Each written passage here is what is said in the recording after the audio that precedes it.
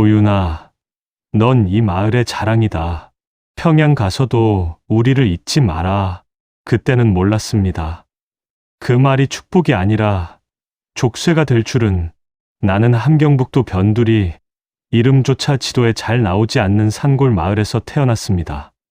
겨울이면 물이 얼어붙어 어머니는 도끼로 얼음을 깨서 물을 길어왔고, 밤이면 전깃불이 사라져 호롱불 아래서 책을 읽었습니다. 아버지는 탄광 노동자였습니다.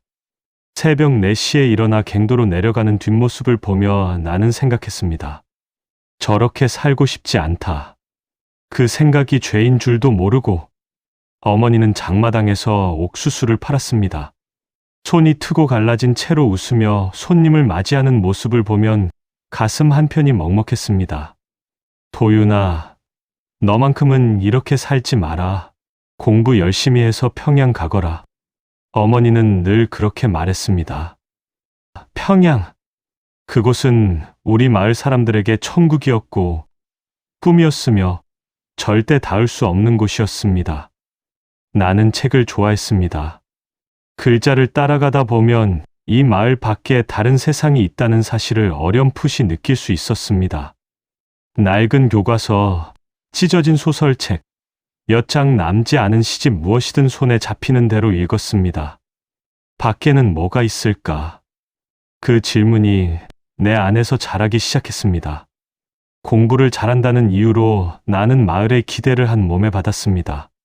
선생님은 나를 칭찬했고 이웃들은 어머니에게 축하 인사를 건넸습니다. 도윤이 엄마, 자식 농사 제대로 지었네. 그 말들이 어머니를 기쁘게 했지만 나는 알았습니다. 기대는 곧 책임이 되고 책임은 곧 짐이 된다는 것을. 김일성종합대학 합격 통지서가 도착한 날 마을 사람들이 우리 집에 모였습니다. 축하한다. 도윤아, 넌 이 마을의 자랑이다. 박수가 터졌고 어머니는 울었습니다. 나는 웃었습니다. 하지만 웃음 뒤에 숨은 두려움을 아무도 몰랐습니다. 이제 돌아갈 수 없구나. 합격 통지서는 축복이었지만 이야기가 마음에 드셨다면 구독, 좋아요 누르고 계속 시청해주세요. 동시에 족쇄였습니다. 나는 이제 나만의 삶을 살 수 없었습니다. 마을의 기대, 가족의 희망, 체제의 시선, 그 모든 것이 내 어깨를 짓눌렀습니다. 평양행 기차에 오르던 날 어머니가 손을 흔들었습니다. 도윤아, 잘 다녀와라. 우릴 자랑스럽게 해다오. 기차가 출발하고 얼어붙은 마을이 점점 멀어졌습니다. 나는 창밖을 보며 생각했습니다. 나는 어디로 가는 걸까? 그리고 돌아올 수는 있을까? 그때는 몰랐습니다. 그 질문이 내 인생 전체를 뒤흔들 시작이 될 줄은. 평양은 내가 알던 세상과 완전히 달랐습니다. 기차에서 내린 순간부터 모든 것이 낯설었습니다. 포장된 도로, 높은 건물, 깨끗한 옷을 입은 사람들. 고향에서는 상상할 수 없던 풍경이었습니다. 김일성종합대학 외국어학부. 나는 그곳에서 영어를 배우게 되었습니다. 첫 수업날 교수님이 말했습니다. 동무들, 언어는 혁명의 도구입니다. 제국주의를 이기기 위해 그들의 언어를 배워야 합니다. 교실 안 학생들은 고개를 끄덕였습니다. 나도 끄덕였습니다. 하지만 내 마음속 질문은 달랐습니다. 언어 너머엔 뭐가 있을까? 같은 학생인데 누군가는 달랐습니다. 간부의 자식들은 외화상점에서 산 초콜릿을 먹었고 최신 외국 물건을 가지고 다녔습니다. 반면 지방에서 올라온 학생들은 배급사를 걱정했습니다. 어느 날 기숙사 룸메이트 성호가 물었습니다. 도윤아, 너희 집은 평양에 연줄 있나? 없어. 우린 그냥 탄광 노동자 집안이야. 성호는 한숨을 쉬었습니다. 그럼 우리 둘 다 졸업해도 평양엔 못 남겠네. 그 말이 가슴에 박혔습니다. 아무리 공부를 잘해도, 아무리 노력해도 출신 성분이 모든 걸 결정했습니다. 교재는 오래됐습니다. 1970년대에 만들어진 영어 교과서로 우리는 세계를 배웠습니다. The American imperialists are the enemy of the people. 문장을 반복해서 읽으며 나는 생각했습니다. 진짜 미국은 어떤 곳일까? 책에 나온 대로일까? 도서관에는 외국 책이 있었지만 대부분 금지 구역에 있었습니다. 특별 허가를 받은 학생만 볼 수 있었습니다. 나는 허가를 받지 못한 학생이었습니다. 밤이면 기숙사 창문으로 평양의 불빛을 바라봤습니다. 대동강변의 건물들이 반짝였고 어디선가 음악 소리가 들려왔습니다. 화려해 보였습니다. 하지만 그 불빛 아래 고향의 어둠이 떠올랐습니다. 전깃불조차 없던 마을, 굶주림에 떨던 이웃들, 왜 여기만 이렇게 밝을까? 의문이 자라기 시작했습니다. 어느 날 수업 후 몇몇 친구들과 대동강을 걸었습니다. 누군가 조심스럽게 말했습니다. 솔직히 이상하지 않나? 평양만 이렇게 잘 사는 게 순간 모두가 입을 다물었습니다. 그 말 한마디가 얼마나 위험한지 우리 모두 알고 있었습니다. 조심해. 누가 들으면 어떡하려고. 알아. 그냥 궁금해서 우리는 서로의 눈을 바라봤습니다. 같은 질문을 품고 있었지만 입 밖으로 꺼낼 수 없었습니다. 나는 그날 밤 잠을 이루지 못했습니다. 밖에는 다른 삶이 있다. 그 생각이 내 마음속에 뿌리 내렸습니다. 씨앗처럼 작았지만 점점 자라나고 있었습니다. 평양은 선택받은 자들의 도시였습니다. 나는 그 안에 있었지만 동시에 그 밖을 상상하고 있었습니다. 교과서는 세계를 닫아두었지만 언어는 문을 열어주고 있었습니다. 그리고 나는 알았습니다. 언젠가 나는 그 문을 통과하게 될 거라는 것을. 방학이 되면 나는 기차를 타고 고향으로 내려갔습니다. 평양에서 함경북도까지는 이틀이 걸렸습니다. 아니, 운이 좋으면 이틀이었습니다. 기차는 수시로 멈춰 섰고 때로는 하루 종일 움직이지 않았습니다. 전력 부족 때문이었습니다. 멈춰 선 기차 안에서 사람들은 침묵했습니다. 배고픔과 추위를 견디며 언제 다시 출발할지 모르는 기다림 속에 있었습니다. 창밖을 보면 시체들이 보였습니다. 처음에는 믿을 수 없었습니다. 사람이 저렇게 길가에 쓰러져 있다는 것이 굶어 죽은 사람들이었습니다. 역 플랫폼에도 선로 옆에도 아무렇게나 누워 있었습니다. 옆자리 할머니가 중얼거렸습니다. 고난의 행군이라더니 이게 행군인가? 죽음의 행진이지. 나는 고개를 돌렸습니다. 더 이상 보고 싶지 않았습니다. 하지만 눈을 감아도 그 모습이 지워지지 않았습니다. 고향에 도착하면 부고 소식이 기다리고 있었습니다. 도윤아, 내가 모르는 사이에 옆집 아저씨 돌아가셨다. 철수 어머니도 지난달에 가셨어. 마을 절반이 비었어.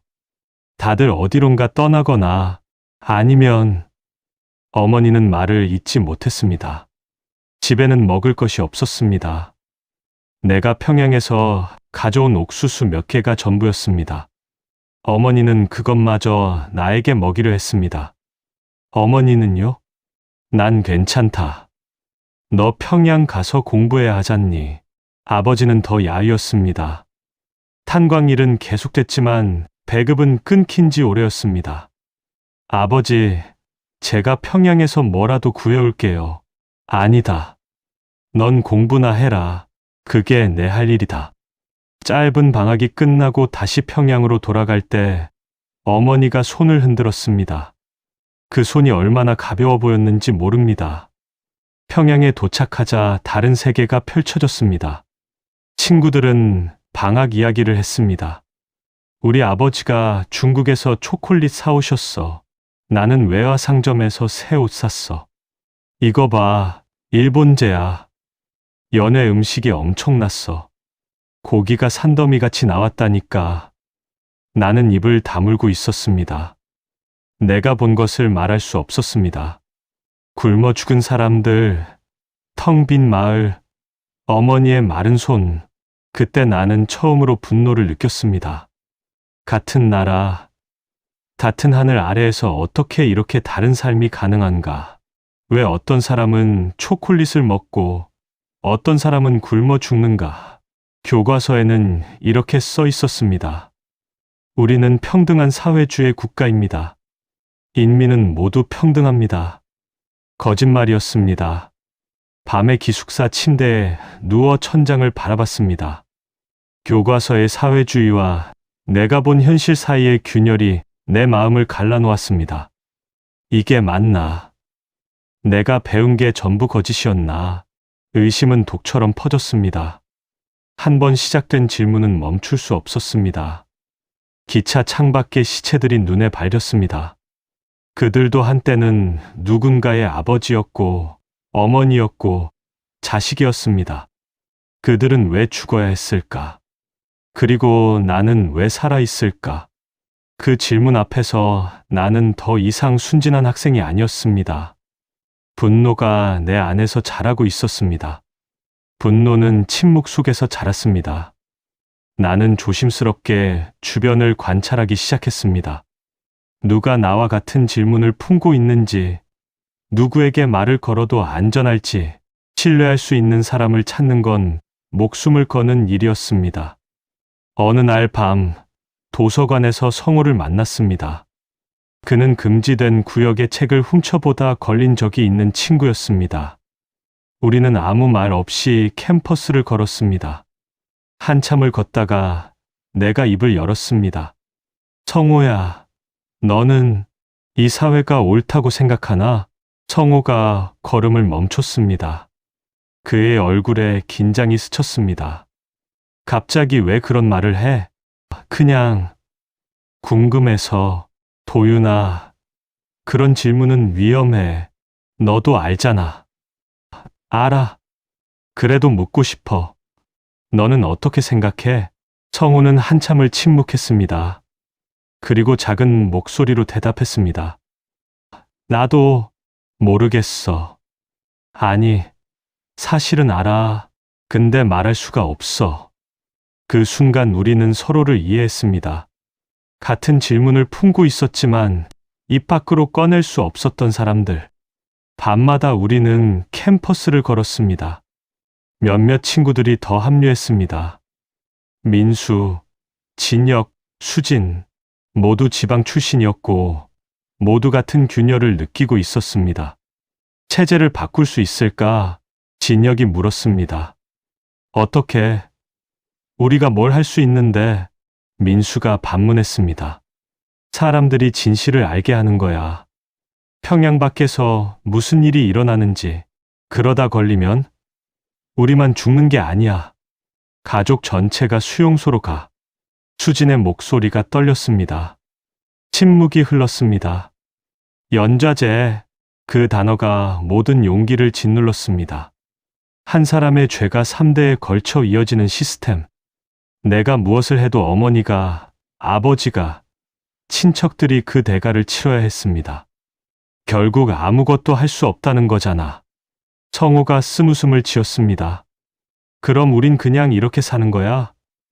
거짓말을 알면서도 모른 척하고 달리 방법이 있어? 답은 늘 같았습니다. 아무것도 할 수 없다는 절망. 어느 날 밤, 나는 혼자 대동강변을 걸었습니다. 강물이 검게 흘렀고 건너편 불빛이 일렁였습니다. 우리는 왜 이렇게 무기력한가? 똑똑한 사람들이었습니다. 용감한 사람들이었습니다. 하지만 시스템 앞에서 우리는 아무것도 아니었습니다. 혁명을 꿈꿀 수도, 저항할 수도, 말할 수도 없었습니다. 그때 나는 깨달았습니다. 이 안에서는 바꿀 수 없다는 것을. 아무리 질문을 던져도, 아무리 진실을 알아도 우리는 갇혀 있다는 것을. 캠퍼스로 돌아오는 길에 성호가 물었습니다. 도윤아, 너 혹시 다른 생각하고 있는 거 아니지? 무슨 말이야? 아니, 그냥 요즘 내가 달라 보여서 나는 대답하지 않았습니다. 이미 다른 생각을 하고 있었으니까요. 싸우는 대신 떠나는 것. 그 생각이 내 마음속에서 싹트고 있었습니다. 위험한 질문은 더 위험한 답으로 이어지고 있었습니다. 결론에 이르는 데는 오래 걸리지 않았습니다. 이 안에서는 아무리 똑똑해도 아무리 용감해도 바꿀 수 없다는 것. 시스템은 개인보다 강했고 저항은 곧 죽음이었습니다. 그렇다면 남은 선택지는 하나였습니다. 떠나는 것. 밤마다 나는 도서관에 숨어 지도를 펼쳤습니다. 세계 지도. 금지된 자료였지만 외국어학부 학생에게는 제한적으로 열람이 허용됐습니다.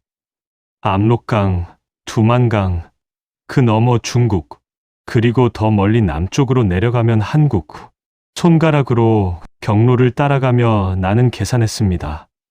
어디서 건너고, 어디로 가고, 누구를 피해야 하는지. 죽을 수도 있어. 그 생각이 머릿속을 맴돌았습니다. 하지만 두려움보다 더 큰 감정이 있었습니다. 죽음을 기다리는 존재가 아니라 선택하는 존재가 되고 싶다는 갈망. 어느 날 성우가 물었습니다. 도윤아, 요즘 뭐 하냐? 맨날 도서관에만 박혀 있던데. 논문 준비 중이야. 졸업까지 아직 멀었잖아. 무슨 논문?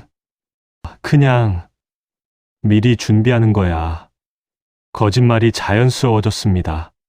진실을 말하는 순간 모든 게 끝날 테니까요. 나는 중국어를 독학하기 시작했습니다. 교과서가 아니라 실제 회화를 배워야 했습니다. 도서관에서 낡은 회화책을 찾아 밤마다 중얼거렸습니다. 안녕하세요. 저는 한국 사람입니다. 도와주세요. 그 문장을 수백 번 반복했습니다. 언젠가 살아남기 위해 내뱉어야 할 말이었습니다. 돈도 필요했습니다.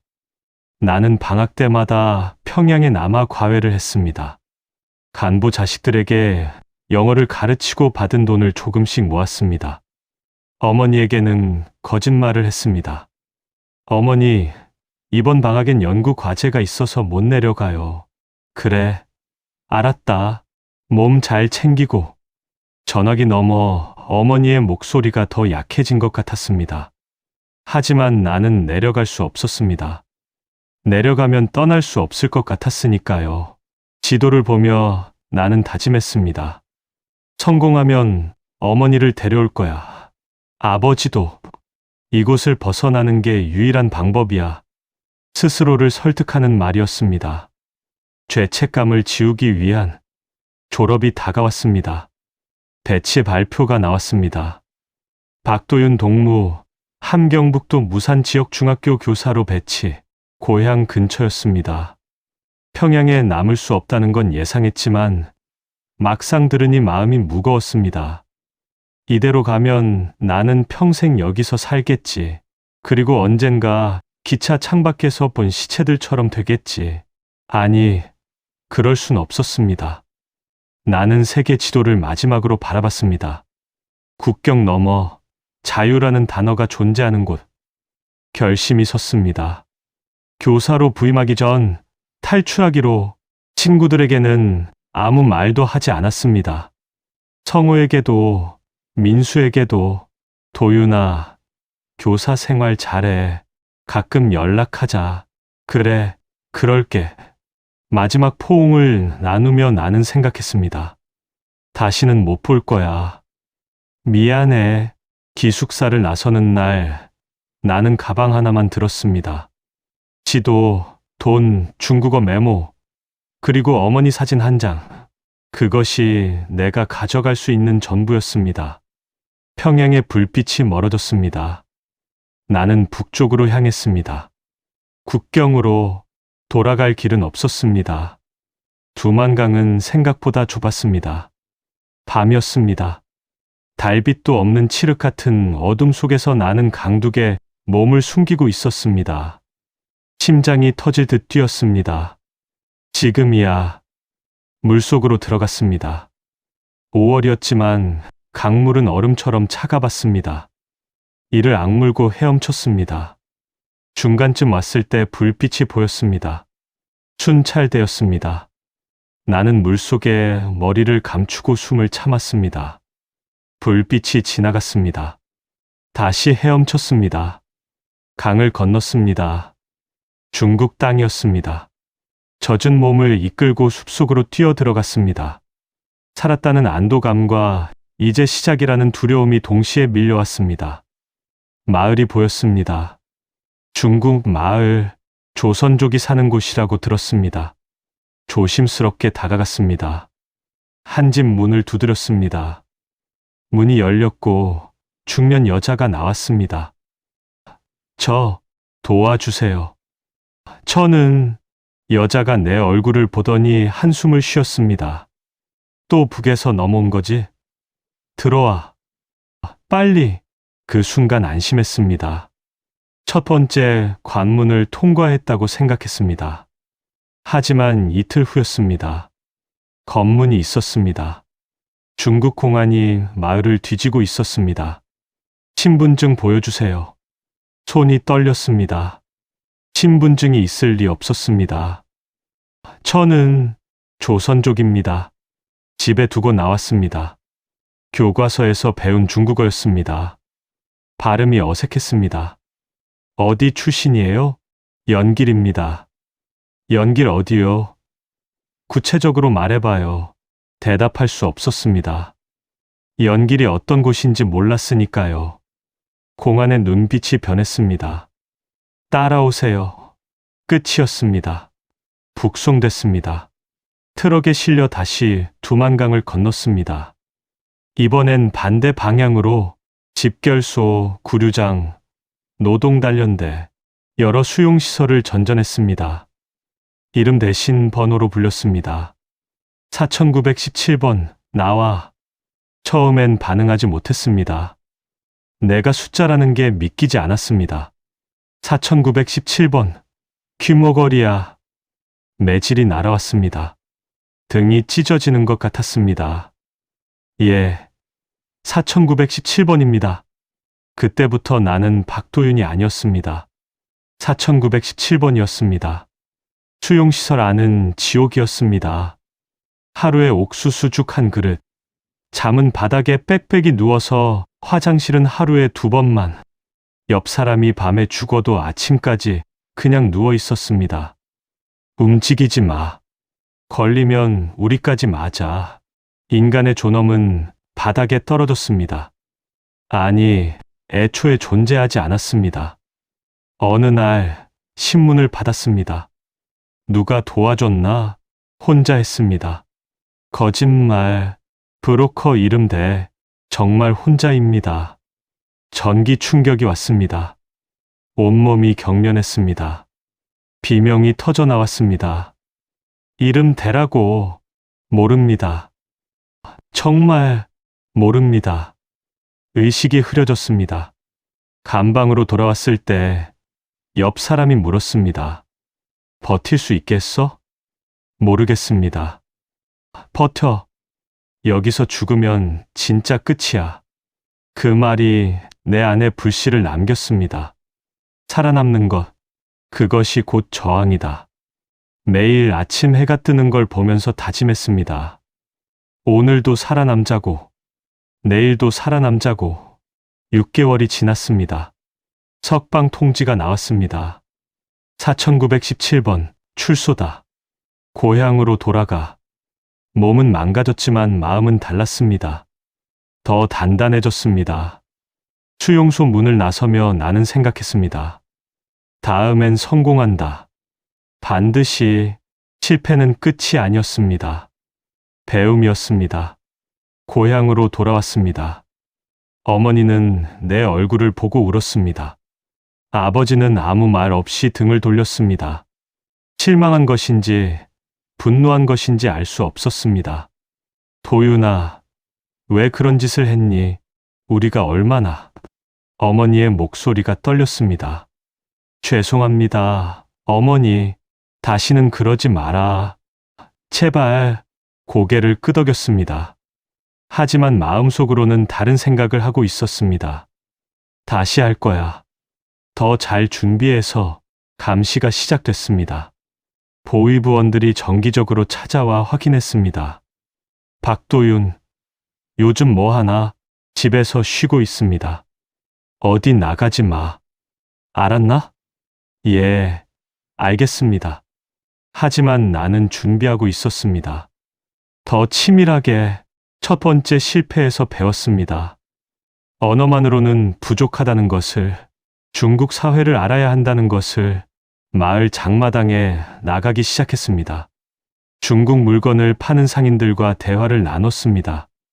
아저씨, 중국은 어때요? 말해 뭐하나? 여긴 지옥이고 거긴 천국이지. 구체적으로 어떤 게 다른데요? 먹고 살 걱정이 없어.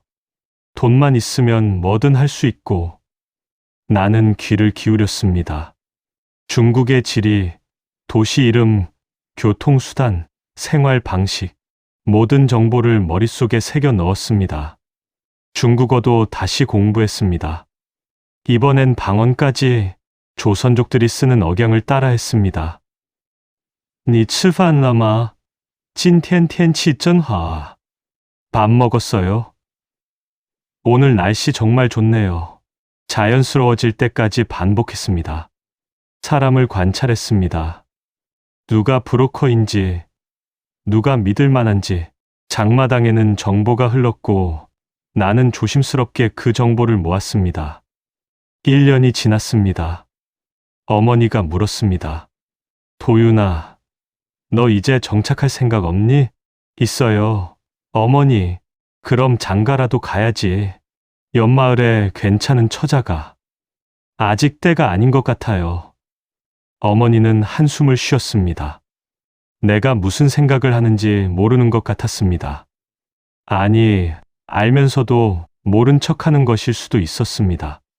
밤마다 나는 계획을 세웠습니다. 이번엔 다른 경로로, 이번엔 브로커를 통해서, 이번엔 신분증을 위조해서. 두려움은 여전했습니다. 실패하면 다시 수용소행이었습니다. 아니, 이번엔 더 심한 처벌을 받을 것이었습니다. 하지만 남아있는 것이 더 두려웠습니다. 여기서 늙어가고 굶주리고 결국 기차 창밖의 시체들처럼 되는 것. 어느 봄날 나는 결심했습니다. 어머니, 장마당에 다녀오겠습니다. 그래, 조심해서 다녀와라. 문을 나서며 뒤를 돌아봤습니다. 어머니는 마당에서 빨래를 널고 있었습니다. 바람에 옷자락이 펄럭였습니다. 미안해요, 어머니. 그리고 기다려주세요. 다시는 돌아오지 않을지도 모르는 길이었습니다. 장마당에서 브로커를 만났습니다. 준비됐나? 됐습니다. 돈은 여기 있습니다. 1년 동안 모은 돈을 전부 건넸습니다. 좋아. 내일 밤 10시 강가에서 만나자. 국경으로 향했습니다. 이번엔 혼자가 아니었습니다. 브로커가 있었고, 경로가 있었고, 계획이 있었습니다. 두만강이 다시 눈앞에 펼쳐졌습니다. 물소리가 들렸습니다. 심장이 뛰었습니다. 이번엔 성공한다. 물속으로 들어가는 순간 나는 과거와 결별했습니다.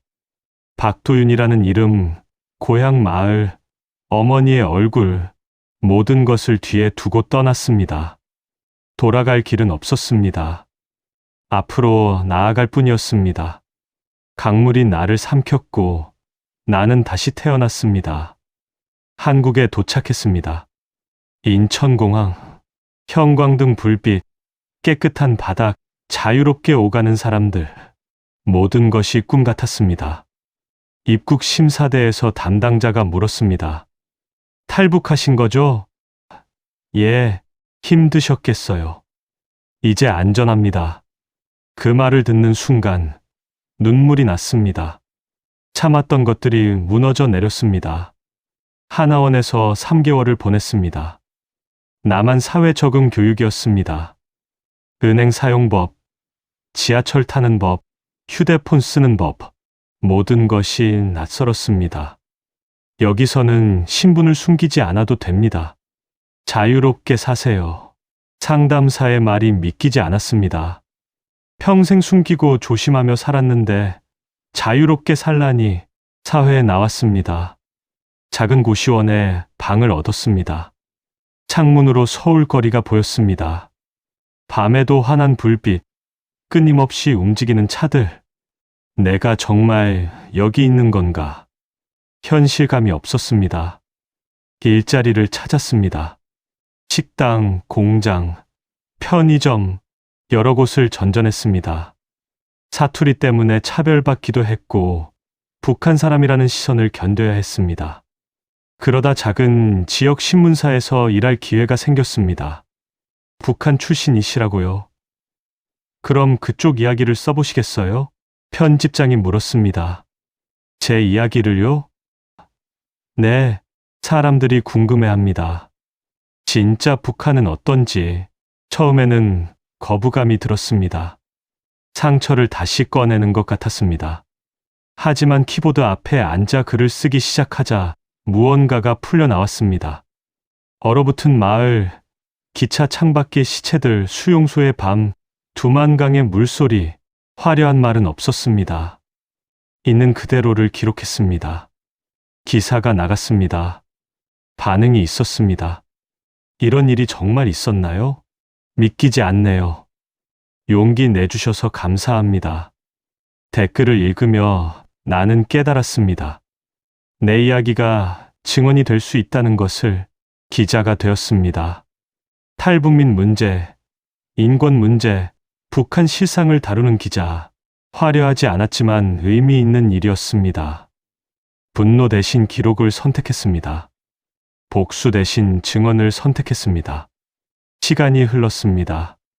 머리에 흰머리가 생겼고 얼굴에 주름이 패였습니다. 시니어가 되었습니다. 어느 날 후배 기자가 물었습니다. 선배님, 후회한 적 없으세요? 탈북한 거 한참을 생각했습니다. 후회 없어. 그때 떠나지 않았다면 나는 없었을 거야. 가족은요? 북에 두고 오신 목이 메었습니다. 어머니 생각이 났습니다. 그건 평생 가슴에 남는 빚이지. 하지만 선택해야 했어. 살아남기 위해. 사무실 창밖으로 서울 거리가 보였습니다. 자유롭게 걷는 사람들, 웃으며 대화하는 사람들. 나는 그들을 위해 쓰고 있었습니다. 자유가 당연한 사람들에게 자유가 얼마나 소중한지 알려주기 위해 책상 서랍을 열었습니다. 오래된 사진 한 장. 어머니와 함께 찍은 마지막 사진. 어머니, 저 잘 살고 있어요. 죽지 않고 살아남았어요. 혼잣말이 흘러나왔습니다.